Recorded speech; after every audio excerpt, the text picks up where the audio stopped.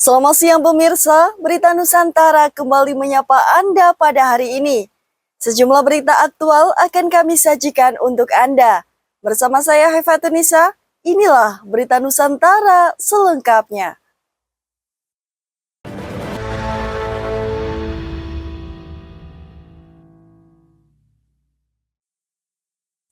Pemirsa, sebuah keputusan penting datang dari Majelis Ulama Indonesia Jawa Timur. MUI Jatim secara resmi mengeluarkan fatwa haram untuk sound horeg yang belakangan ini kerap menjadi perbincangan. Fatwa ini dikeluarkan karena sound horeg dinilai mengganggu masyarakat. Kiai Haji Ma'ruf Kozin selaku Ketua Komisi Fatwa MUI Jatim Senin 14 Juli lalu membenarkan bahwa pihaknya telah mengeluarkan fatwa berkaitan dengan fenomena sound horeg yang belakangan saat ini santer diperbincangkan di masyarakat. Dalam salinan fatwa MUI Jatim nomor 1 2025 terkait dengan penggunaan sound horeg, ada sejumlah hal yang diharamkan dalam penggunaan sound horeg. Adapun MUI Jatim membeberkan bahwa ada 6 poin dalam fatwa ini. Pertama, memanfaatkan kemajuan teknologi audio digital dalam kegiatan sosial, budaya, dan lain-lain merupakan tindakan positif selama tidak menyalahi prinsip-prinsip syariah. Kedua, setiap individu memiliki hak berekspresi asalkan tidak mengganggu hak asasi orang lain. Ketiga, penggunaan sound horeg dengan intensitas suara melebihi batas wajar sehingga mengganggu atau merusak fasilitas milik orang lain serta memutar musik diiringi joget pria wanita dengan membuka aurat, maka hukumnya haram. Penggunaan sound dengan intensitas suara yang wajar untuk berbagai kegiatan positif serta steril dari hal yang diharamkan hukumnya boleh. Battle sound atau adu sound yang akan memunculkan mudorot, yakni kebisingan melebihi ambang batas, maka hukumnya haram. Penggunaan sound horeg dengan intensitas suara melebihi batas wajar serta mengakibatkan dampak kerugian bagi pihak lain, maka wajib melakukan penggantian. Demikian bunyi dari salinan poin fatwa MUI Jatim nomor 1 2025 terkait dengan penggunaan sound horeg di kalangan masyarakat. Java TV melaporkan. Masih seputar fatwa haram sound horeg oleh MUI Jatim, kita beralih pada tanggapan pelaku usaha sound horeg usai MUI Jatim keluarkan fatwa haram. Menanggapi fatwa haram MUI Jatim terkait dengan pelarangan sound horeg di masyarakat, para pelaku usaha sound horeg meminta penerapan tersebut tidak dipukul rata. Hal ini diungkapkan oleh David Stephen, pemilik Bilzart Audio, sekaligus Ketua Paguyuban Sound Malang Bersatu. Dalam keterangannya pada hari Senin 14 Juli lalu, ia meminta agar tidak memukul rata dan meminta agar dibina alih-alih diharamkan. David menyebut bahwa para pelaku usaha sound horeg hanya sebatas pelaku usaha yang memenuhi permintaan masyarakat dalam menyediakan sound horeg. Ia menegaskan bahwa pelaku usaha hanya penyedia jasa, bukan sebagai penyelenggara. David menyebut bahwa tindakan sound horeg tidak selamanya negatif. David mengklaim bahwa banyak hal positif yang mereka lakukan, antara lain santunan anak yatim, pembangunan masjid, hingga pemberdayaan UMKM dan pariwisata. Java TV melaporkan. Dari Istana Negara, pemirsa, Presiden Republik Indonesia Prabowo Subianto mengatakan bahwa Indonesia dan Uni Eropa telah mencapai terobosan besar dalam perundingan dagang yang telah berlangsung selama 1 dekade. Salah satunya adalah penghapusan hampir seluruh tarif antar kedua belah pihak. Hal tersebut disampaikan oleh Prabowo usai melakukan pertemuan dengan Presiden Komisi Eropa Ursula von der Leyen serta Presiden Dewan Eropa Antonio Costa di Brussel, Belgia pada Minggu 13 Juli waktu setempat. Dalam keterangannya, Prabowo mengatakan bahwa pertemuan tersebut telah menghasilkan kemajuan signifikan berupa penyelesaian Comprehensive Economic Partnership Agreement atau CEPA. Sekadar informasi, perjanjian kemitraan tersebut antara Indonesia dan Uni Eropa telah dinegosiasikan sejak 10 tahun lalu. Prabowo mengatakan bahwa CEPA akan menjadi pondasi penuh menuju kerjasama bebas. Prabowo menyebut penghapusan hampir seluruh tarif perdagangan antar Indonesia dan Uni Eropa sebagai langkah besar yang nantinya akan menguntungkan dua belah pihak. Menjadi free trade agreement, ya. Hampir semua tarif kita sudah selesai, ya. Hampir semuanya 0% di antara kita. Jadi ini saya kira terobosan baru. Uni Eropa pasar yang sangat besar, jumlah penduduk 460 juta lebih, total GDP mereka sangat besar, perdagangan mereka juga sangat besar, jadi ini alhamdulillah. Prabowo menyebut bahwa kawasan Uni Eropa sebagai potensi ekonomi yang besar, sehingga pantas untuk dijadikan sebagai mitra dagang.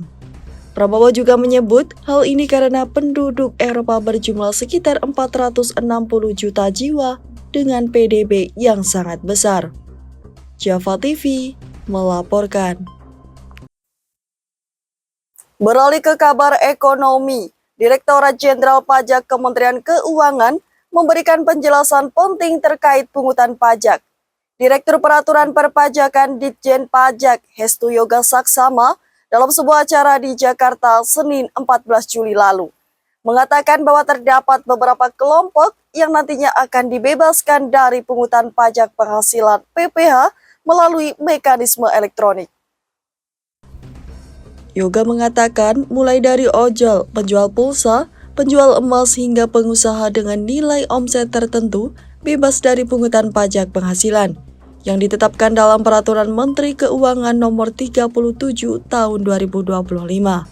Sebagai tambahan informasi, Peraturan Menteri ini mengatur tentang pajak penghasilan yang dilakukan secara elektronik. Aturan ini mengatur tentang penunjukan pihak lain sebagai pemungut pajak penghasilan. Selain itu, peraturan ini juga merinci tentang tata cara pemungutan, penyetoran, dan pelaporan pajak penghasilan yang dipungut oleh pihak lain atas penghasilan yang diterima dengan mekanisme perdagangan elektronik. Yoga lalu merinci kelompok yang bebas dari pungutan ini, yakni ojol dan penjual pulsa, kemudian pedagang emas perhiasan, emas batangan, batu permata, atau batu yang sejenis juga tidak dikenakan pungutan. Kemudian, pengalihan hak atas tanah dan bangunan juga bebas dari pajak. Terakhir, pedagang yang beromset di bawah 500 juta juga bebas dari pungutan. Di akhir, Yoga mengatakan bahwa aturan ini akan dilaksanakan secara bertahap agar mengimbangi kesiapan pihak yang terlibat. Java TV melaporkan. Terkait kebijakan perdagangan internasional, ada informasi terbaru mengenai keputusan tarif impor. Wakil Menteri Perdagangan Diah Roro Esti mengatakan bahwa keputusan terkait negosiasi tarif impor antar Indonesia dan Amerika Serikat kemungkinan akan diumumkan pada Agustus 2025.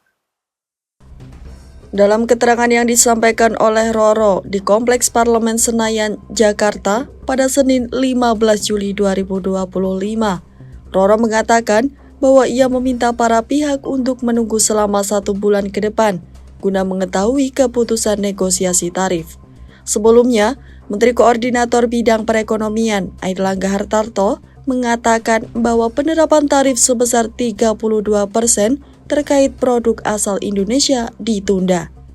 Sementara itu, Wawendak memastikan bahwa Indonesia masih melakukan komunikasi secara erat, serta akan melakukan negosiasi lanjutan terkait hal ini. Roro juga mengingatkan pentingnya Indonesia untuk membuka akses perdagangan luar negeri. Salah satunya adalah Perjanjian Kemitraan Ekonomi Komprehensif Indonesia-Uni Eropa atau AYUSEPA. Dengan hadirnya perjanjian kemitraan ini, diharapkan agar Indonesia berperan menjadi negara pemasok komoditas untuk transisi ekonomi hijau. Java TV melaporkan.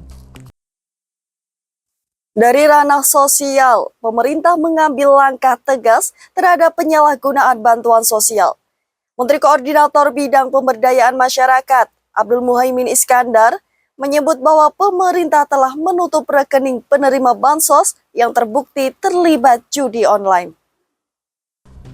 Hal tersebut disampaikan oleh Caimin kala ia berada di Tanah Abang, Jakarta Pusat pada Senin 14 Juli malam lalu. Caimin menegaskan bahwa seluruh bansos beserta rekeningnya langsung dihentikan dan ditutup. Caimin mengatakan bahwa penutupan ini telah berkoordinasi dengan pihak PPATK.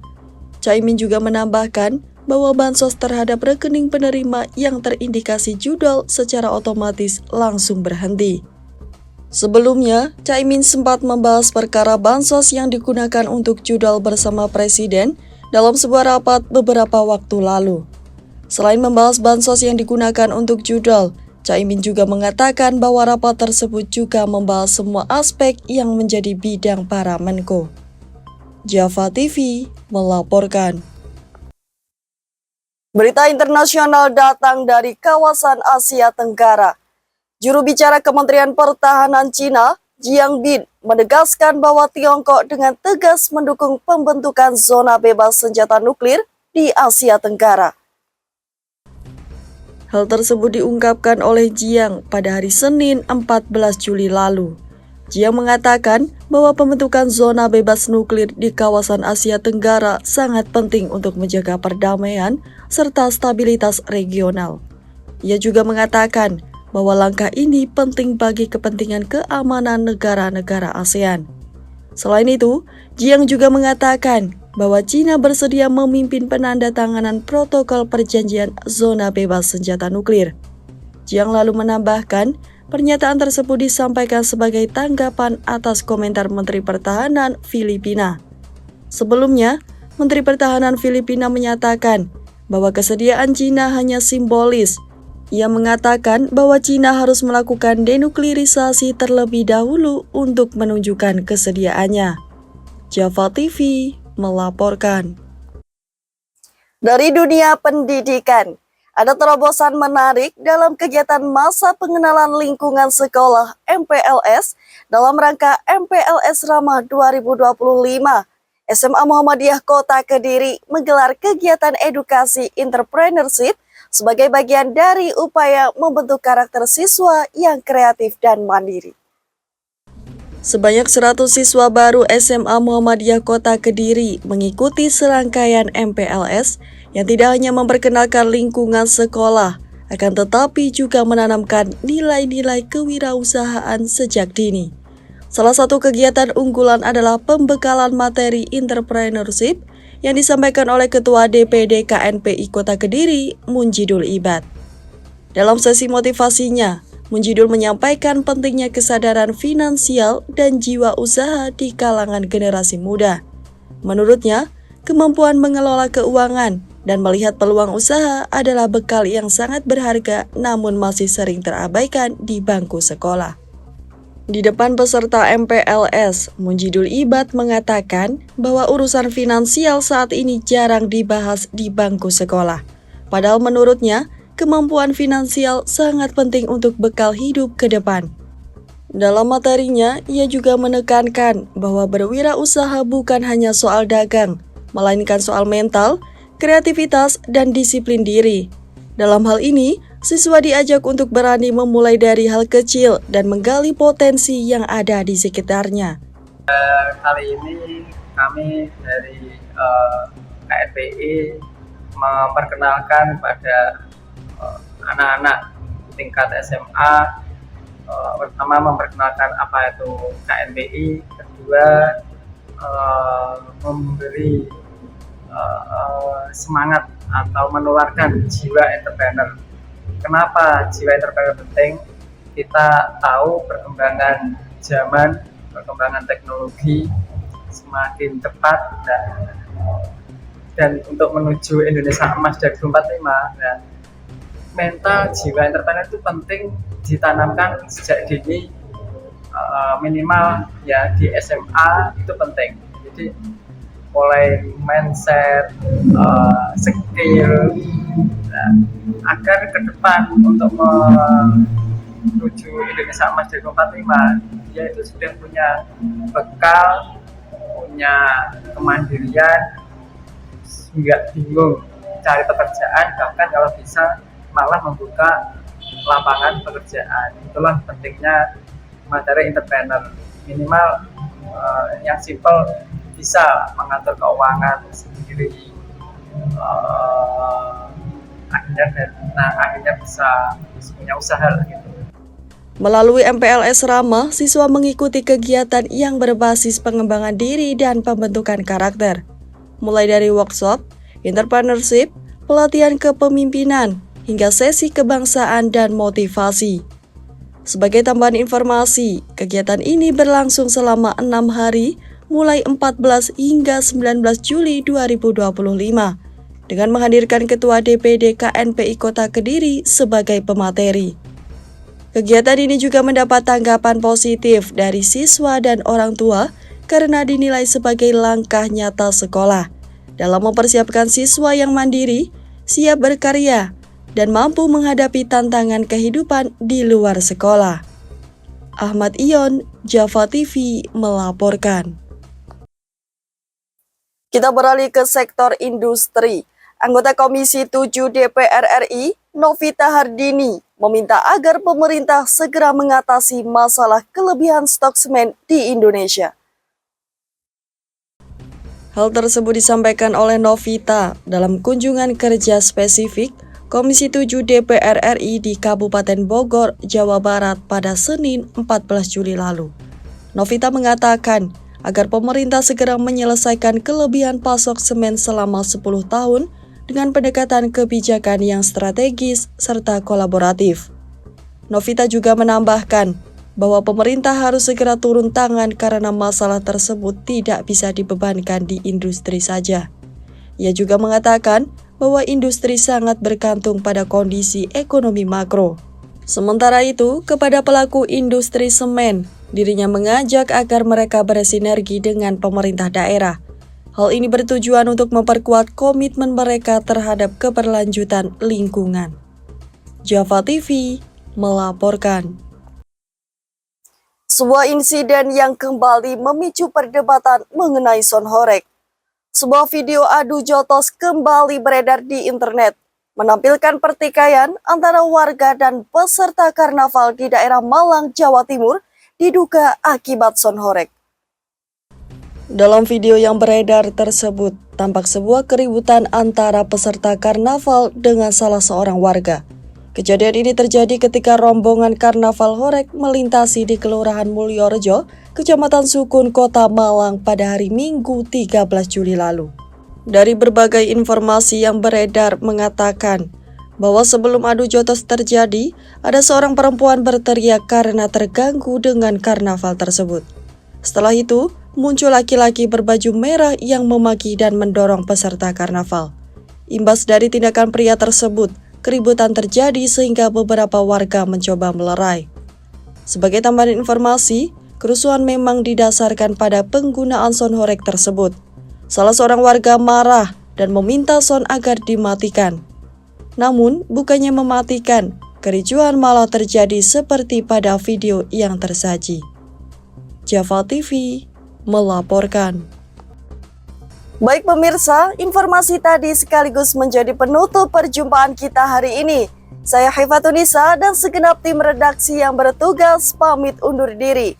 Selamat siang, salam berita Nusantara.